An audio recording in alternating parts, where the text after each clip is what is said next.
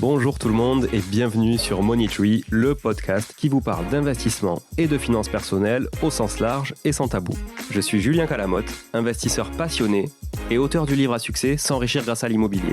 J'avais envie de partager ma façon d'investir, forcément, mais également de découvrir avec vous de nouvelles façons de faire fructifier notre argent. C'est pourquoi j'ai créé ce podcast pour y recevoir des invités qui nous partagent leur savoir et leurs expériences en toute simplicité. J'espère sincèrement que les échanges que je vais avoir avec l'invité du jour vont permettre d'enrichir vos connaissances autant que les miennes. Je vous souhaite une excellente écoute. Bonjour à tous, bienvenue sur cette capsule, une capsule sur laquelle je ne serai pas solo cette semaine. J'alterne les capsules solo, les capsules en duo. Pourquoi pas en trio demain? Je ne sais pas s'il y a des gens qui sont intéressés par un plan à 3, on peut faire un truc en trio, faire une capsule. Du coup, je reçois Mathieu. Salut Mathieu. Salut. Mathieu Louvet. D'ailleurs, ça n'a rien à voir avec Louvainvest, on est d'accord hein? Non, rien à voir. Surtout pas. On me le demande des fois. On m'a dit c'est ta boîte, c'est quoi? Ouais, en plus, je sais même pas ce que c'est. J'ai vu juste passer parce qu'ils font pas mal de communication. Je les ai vu passer sur des podcasts et tout ça, mais ils sont un peu dans ton domaine quand même, je crois. Ils sont dans les SCPI. Ouais, voilà, SCPI. Okay. Bon, rien à voir. Donc là, on est avec Mathieu Louvet de S'investir, s'investir.fr. S'investir tout court. Vous pouvez le retrouver sur YouTube, sur Insta, sur leur site s'investir.fr. Voilà. Et pourquoi on tourne cette capsule avec Mathieu? Parce qu'en fait, on a enregistré un épisode, et je fais un peu de teasing, qui sera diffusé plus tard sur les marchés financiers, la bourse et un petit peu ce monde un peu obscur des fois pour le commun des mortels, hein, surtout pour vous qui êtes très appétents à l'immobilier, peut-être que la bourse est un peu obscure. On a fait un super épisode avec Mathieu, donc je vous fais du teasing dès qu'il sort. Franchement, écoutez-le instantanément. Faites-nous un record d'écoute dans la journée parce que c'était vraiment un super épisode. Mais pour vous tenir en haleine, on va traiter aujourd'hui le sujet des intérêts composés, mais ça vous l'avez déjà lu dans la description, donc je vous apprends rien. Intérêts composés, qu'est-ce que c'est Mathieu, les intérêts composés? Les intérêts composés, c'est l'effet boule de neige. Donc, c'est le fait que la première année, si tu investis 1000 euros à 10% par an, imaginons, donc la première année, tu vas toucher 100 euros. La deuxième année, si tu réinvestis ces 100 euros, tu vas non pas toucher 10% de 1000, mais tu vas toucher 10% de 1100 euros. Donc 110. Et donc là, tu vas toucher 110. Putain, je suis bon en calcul. Exact. Et donc, la première année, tu as touché 100. Deuxième année, tu touches 110. Tu continues à réinvestir comme ça. La troisième année, tu vas toucher 121. Quatrième année, etc., cinquième, sixième. Et en fait, c'est le fait que d'année en année, si tu laisses tes intérêts se composer, du coup, tu vas gagner de plus en plus d'intérêts et ça va grossir de manière exponentielle. Ce qui est difficile des fois à appréhender parce que nous, on voit plutôt des choses qui sont plutôt linéaires en général. Tu vois, tu gagnes 10 plus 10, ok. Tu vois, tu gagnes 2000 euros, on t'augmente de 100 euros, tu comprends très bien, tu vois. Mais quand on te dit il faut composer les intérêts et c'est 10% par an pendant, 20 ans, le calcul, c'est une puissance un peu plus difficile à appréhender. Et en tout cas, c'est ce qui permet de faire grossir donc ton capital de manière exponentielle et d'aller plus vite quoi, en termes de construction, de développement de capital. Ok, c'est très clair. Deux choix. Soit on arrête la capsule ici parce que du coup, on a bien compris. soit on va rentrer un peu plus dans le détail. Notamment, alors, moi, j'aimerais bien qu'on rentre dans le détail. Intérêts composés sur les marchés financiers. On va prendre un exemple assez concret parce que comment on peut réinvestir ça? Est-ce que c'est bien de le réinvestir dans la même action? Est-ce que c'est bien de racheter une action différente ou dans le même ETF? Comment justement on capitalise sur ces intérêts composés à terme? Et après peut-être faire le parallèle avec l'immobilier. J'ai une petite idée sur le parallèle avec l'immobilier qu'on pourrait empiler là-dessus. Yes. Alors déjà, il y a une idée un peu reçue, c'est qu'il faudrait des dividendes, tu vois, pour créer des intérêts composés. Pas forcément. En fait, les intérêts composés en bourse, ça peut se créer à l'intérieur de la société. Tout bêtement, si elle crée des bénéfices et qu'elle les réinvestit, si elle les réinvestit bien en tout cas, ça peut créer de la valeur et ça peut se composer à l'intérieur de la boîte, ce qui fait qu'on peut avoir des entreprises comme Google, comme Amazon, qui ont explosé en bourse sans verser de dividendes. Il n'y a pas besoin premier point, il n'y a pas besoin de dividendes pour faire des intérêts composés. Il suffit en fait de réinvestir à chaque fois les gains. Donc, si on touche des dividendes, il faut les réinvestir. Où est-ce que tu les réinvestis? Tout dépend de ton portefeuille. Est-ce que tu as un portefeuille d'ETF? Tu peux les réinvestir dans tes ETF. Si tu as un portefeuille de stock picking, à toi de voir, peut-être sur l'action qui a le plus de momentum en ce moment. Enfin, à toi de voir quelle est ta stratégie. Et puis, si tu ne touches pas de dividendes, en général, voilà, il suffit de rien faire et de laisser couler. Et surtout, par exemple, si tu as des ETF capitalisants, c'est des ETF qui vont réinvestir, tu sais, les dividendes pour toi. Et ça, c'est un très, très bon vecteur d'intérêt composé parce que tout va être investi à chaque instant, quoi. Dès qu'il y a un dividende qui est versé, clac, c'est réinvesti dans l'ETF. Donc toi, tu le touches pas, hein. Voilà. C'est la société de gestion de l'ETF qui va le réinvestir directement dans l'ETF Et c'est ça aussi qui fait grandir et grossir le cours de l'ETF. Ok. D'ailleurs, on parlera des dividendes parce que c'est un sujet dans l'épisode qu'on a enregistré ensemble et qu'on va diffuser plus tard, parce que c'est un sujet sur lequel on s'est pas mal arrêté. Tu as un avis assez intéressant, je trouve, qui tranche un peu sur ce qu'on peut entendre souvent sur la magie des dividendes, pour reprendre le titre d'un livre que j'ai jamais lu, mais que j'ai chez moi. Je l'ai jamais lu, je t'avoue, qui me semble assez épais pour juste parler de dividendes d'ailleurs. Donc il doit y avoir beaucoup de storytelling ou de blabla dedans, j'en sais rien, je sais pas si tu l'as lu. Non, je l'ai pas lu. Voilà. Il devait me l'offrir, mais je l'ai jamais reçu. Ouais, ok. Moi... Et bon, je pense qu'il nous écoutera pas, monsieur Raphaël Carteni. Bon, je le connais pas personnellement, mais en tout cas, je l'ai sur mon bibliothèque, c'est sûr, mais au moins ça remplit les cases. Écoute, voilà, même si je l'ai pas lu, c'est pas grave, ça fait toujours un livre de plus. Ok, donc très clair, moi j'ai bien compris, je pense que c'est assez évident, c'est le principe d'empiler ses gains tout simplement, hein, pour les faire fructifier à nouveau. Voilà. Là, je le dis en langage un peu familier, mais c'est le ça. principe de est-ce que tu préfères, c'est le fameux truc qu'on voit un peu partout, est-ce que tu préfères 1 centime qui double tous les jours pendant 30 jours ou est-ce que tu préfères 1 million d'euros aujourd'hui? Ouais. Et tu faut faire le calcul. En fait, j'ai envie de dire, ça dépend de ton horizon.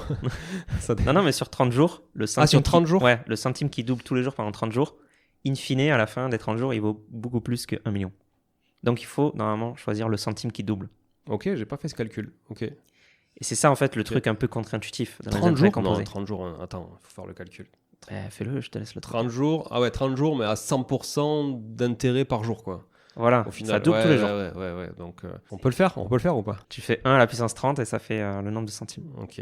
Bon, faut sortir la calculatrice. 1, 2, 3, ok. Bon, ok.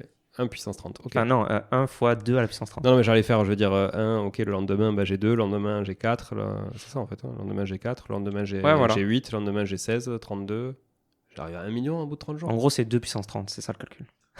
Et ça fait plus d'1 million. C'est fou. Et c'est ça les intérêts composés, c'est ça la magie, et de se dire, ouais, il faut préférer le centime qui double.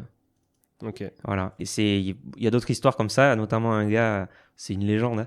C'est un gars, il arrive devant le roi, il y a un jeu d'échecs, tu vois.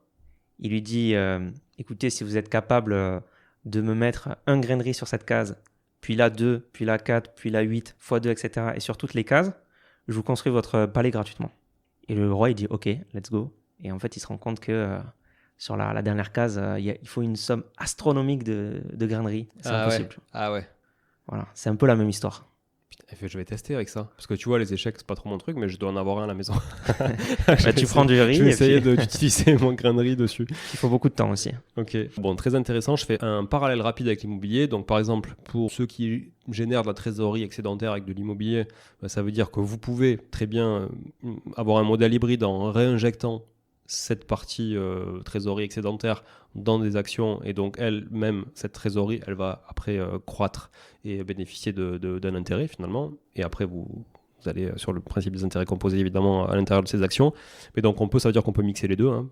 Ça dépend juste de ta source de revenus. Ou alors, on peut aussi, dans l'immobilier, évidemment, récupérer cette somme. Alors, on ne va pas pouvoir réinvestir dans l'immobilier 500 balles, c'est assez difficile. Mais pourquoi pas? À chaque fois que j'ai 10 000, 20 000 de cash flow, je peux acheter un parking, un garage, etc. Et donc, pareil, je vais régénérer des revenus qui vont s'empiler et autres. Et après, il y a un truc, je trouve, qui fait mieux le parallèle avec les actions, c'est la plus-value latente à terme du fait de l'appréciation du marché notamment. Alors pas la plus-value globale, mais la plus-value du fait de la valorisation du marché. C'est-à-dire que quand ton marché s'apprécie de 3% par an pendant 10 ans, il ne s'apprécie pas de 30%. Il s'apprécie de 3% la première année, puis de 3% sur les 103, puis de 3% sur les machins, etc., etc. Voilà. Et donc ça aussi, c'est difficile à... Je le dis parce que souvent, quand j'ai des prospects et que je leur partage un tableau de simulation avec l'appréciation d'un marché donné, etc., ils disent, mais il y a un problème dans le calcul parce que c'est pas normal, c'est surestimé. Non, c'est pas surestimé, c'est le principe même des intérêts composés qui s'empilent.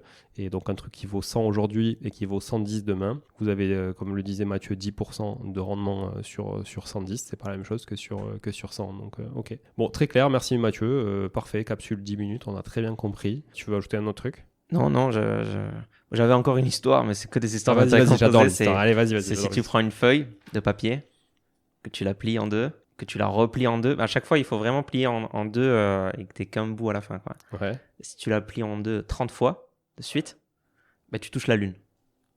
Voilà. C'est les intérêts composés aussi. Tu touches la lune, c'est-à-dire... Attends.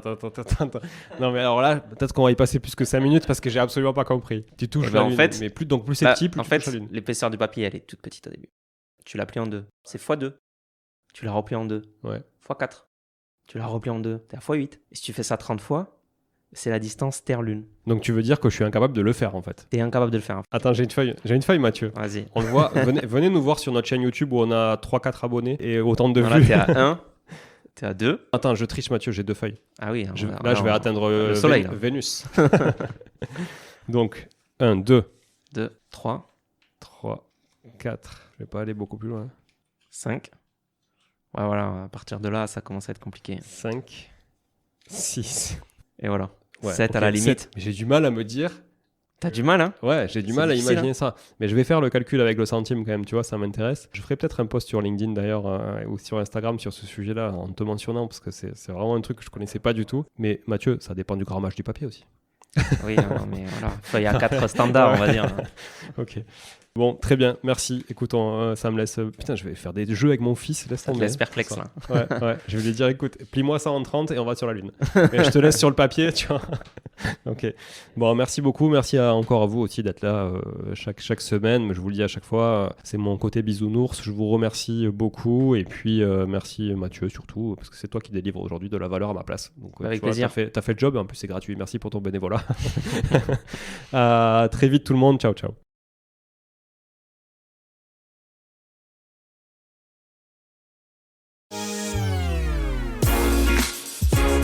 Bon, si vous êtes là, c'est que vous avez écouté jusqu'au bout et a priori, l'épisode vous a plu. Si c'est bien le cas, n'hésitez pas à le partager autour de vous, notez ce podcast sur Apple Podcast et Spotify en laissant un commentaire 5 étoiles. Je ne vous le répéterai jamais assez, mais c'est grâce à vous que ce podcast vit aujourd'hui et peut continuer de vivre en vous proposant un contenu toujours plus qualitatif. Merci encore, je vous retrouve très vite sur un nouvel épisode de Money Tree. En attendant, je vous souhaite la meilleure des réussites dans vos projets et un bon enrichissement. À très bientôt.